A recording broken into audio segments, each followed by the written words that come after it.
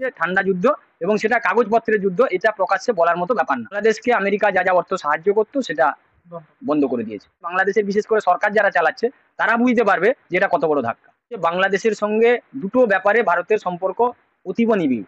এক হচ্ছে ধর্মীয় ব্যাপার, আর একটা হচ্ছে সীমান্তগত ব্যাপার। দুটো ব্যাপারেই যেহেতু প্রতিবেশী রাষ্ট্র ভারতবর্ষ এবং তার সঙ্গে আপাতত আমেরিকার সুসম্পর্ক, সেই জন্যই পুরো বিষয়টা কতটা সঠিক কতটা বেঠিক কি করা উচিত সেই দায়িত্ব উনি মোদীকে দিয়েছেন। লোভ যদি অপরিসীম হয়, তাতে যদি আপনি বিপদে পরিচালিত হন, কারো কিছু করার নেই।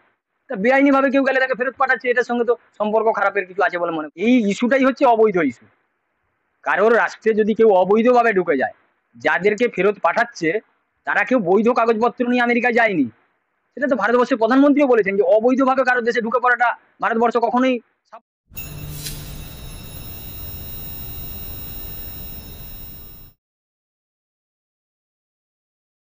বাংলাদেশ ইস্যুতে কেন্দ্রীয় সরকারের একটা নির্দিষ্ট কোনো স্ট্যান্ড পয়েন্ট যেখানে আমরা দেখতে পাইনি।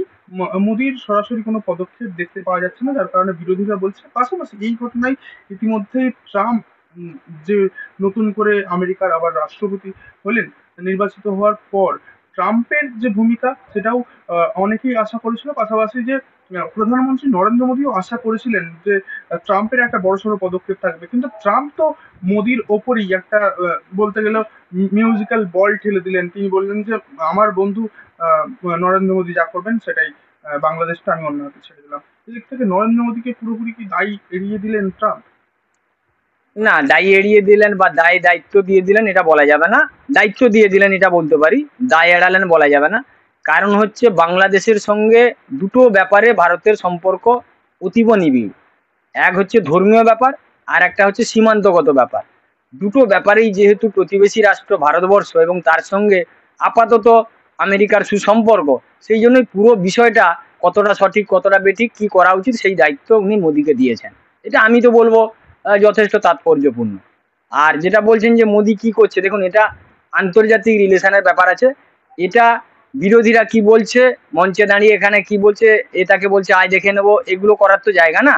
তাতে আন্তর্জাতিক ব্যাপারে যা যা হয় সেটা হচ্ছে ঠান্ডা যুদ্ধ এবং সেটা কাগজপত্রের যুদ্ধ, এটা প্রকাশ্যে বলার মতো ব্যাপার না।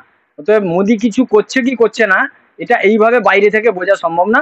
আর করছে না এটা বলা যাবে না, কারণ ভারতবর্ষ থেকে প্রতিনিধি গেছে, কথা হয়েছে।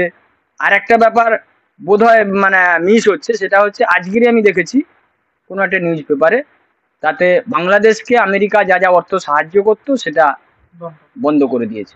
অতএব এটা একটা বিরাট ধাক্কা। এটা আমি আপনি এখান থেকে বুঝতে পারবো না, বাংলাদেশের নাগরিক যারা আছে, বাংলাদেশের বিশেষ করে সরকার যারা চালাচ্ছে তারা বুঝতে পারবে যে এটা কত বড় ধাক্কা। আর একটা বিষয় যেখানে নরেন্দ্র মোদী বারবার ট্রাম্পকে বন্ধু সুলভ আচরণ করেছেন, বন্ধুর মতো দেখেছেন, সেই জায়গায় আবার আশা করা হয়েছিল যে আমেরিকায় যদি বা ট্রাম্পের সরকার নির্বাচিত হন বা গঠন হয়, তাহলে ভারতের জন্য সুফল আসতে চলেছে। সেই জায়গায় দেখা যাচ্ছে যে নতুন যে অভিবাসন নীতি অনুযায়ী ভারতীয়দেরকে অবৈধ আমেরিকায় বসবাসকারী হিসাবে তাদেরকে আবার ভারতে পাঠানো হচ্ছে একটা বিপুল সংখ্যায়। সেই দিক থেকে কি নরেন্দ্র মোদী আর ট্রাম্পের সম্পর্কের একটা কোথাও গলদ থেকে গেল? একদমই না, সুসম্পর্ক আছে এখনো পর্যন্ত। যে ইস্যুটা নিয়ে আপনি বলছেন, এই ইস্যুটাই হচ্ছে অবৈধ ইস্যু। কারোর রাষ্ট্রে যদি কেউ অবৈধভাবে ঢুকে যায়, যাদেরকে ফেরত পাঠাচ্ছে তারা কেউ বৈধ কাগজপত্র নিয়ে আমেরিকায় যায়নি। সেটা তো ভারতবর্ষের প্রধানমন্ত্রীও বলেছেন যে অবৈধভাবে কারোর দেশে ঢুকে পড়াটা ভারতবর্ষ কখনোই সাপোর্ট করে না। আপনি কোনো আইন মানবেন না, আপনি বেআইনি ভাবে চোরা পথে ঢুকে যাবেন। আপনি দেখবেন কয়েকদিন আগে লিখেছিল কে কিভাবে ঢুকেছে, কত কঠিন জঙ্গল দিয়ে তারা প্রবেশ করেছে। কেন না, কিছু চিটিংবাজ লোকের দ্বারা প্রতারিত হয়ে তাদেরকে চাকরি দেবে বলে নিয়ে গিয়ে এইভাবে ঢুকিয়েছে। সেটা তো বেআইনি ভাবে তারা গেছে।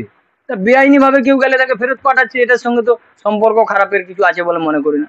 আমার সঙ্গে আপনার সম্পর্ক খুবই ভালো, কিন্তু তার মানে এই নয় যে আপনার বাড়ির চাকরটা এসে আমার বাড়ির কিছু চুরি করে নিয়ে যাবে আর আমি তাকে বাধা দিতে পারবো না। তাহলে কি আগামী দিনে নরেন্দ্র মোদী যে এই অভিবাসন নীতি অনুযায়ী এই যে ঘটনা ঘটছে, এর পরবর্তী সময় আহ, যে ভারতে তাহলে কি একইভাবে সিএ এবং এনআরসি কতটা গুরুত্ব আপনি কি মনে করছেন, কি বলছেন? এইটার সঙ্গে এই দুটোর কোনো ব্যাপার নেই। যারা যাচ্ছে তারা আমেরিকায় অবৈধভাবে রোজগারের জন্য গেছে, তার সঙ্গে আমার দেশের আইনের সঙ্গে তো কোনো দ্বন্দ্ব নেই। আর এদের আমেরিকায় যাওয়ার সঙ্গে এই আইনেরও কোনো সম্পর্ক নেই। ভারতে কি এনআরসি সিএ সেই জন্যই আরো বেশি দরকার? 100%, 100% এটার জন্যই দরকার। এবং এই যারা যাচ্ছে তারা তাদের ব্যক্তিগত চরিতার্থে স্বার্থের জন্য গেছে, রোজগারের জন্য। তার সঙ্গে ভারতবর্ষের কোনো ব্যাপার নেই, বা ভারতবর্ষ তাকে কোথাও বলেনি যে ভাই তুমি এইভাবে যাও, তুমি গিয়ে ওখানে বসবাস করো, রোজগার করো, চাকরি করো। এরা গেছে, আপনি যতজন ফিরেছে তাদের সঙ্গে কথা বলে দেখবেন তাদের কেন গেছে এবং কিভাবে গেছে, কত লক্ষ টাকা কাকে দিয়ে গেছে। তারা বেসিক্যালি সেখানেও প্রতারণার শিকার হয়েছে। অত্যধিক লোভের জন্যই তারা গেছে এবং সেখানে তারা প্রতারিত হয়েছে।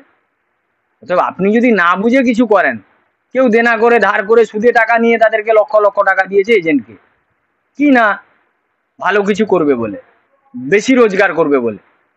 আপনার লোভ যদি অপরিসীম হয়, তাতে যদি আপনি বিপদে পরিচালিত হন, কারো কিছু করার নেই।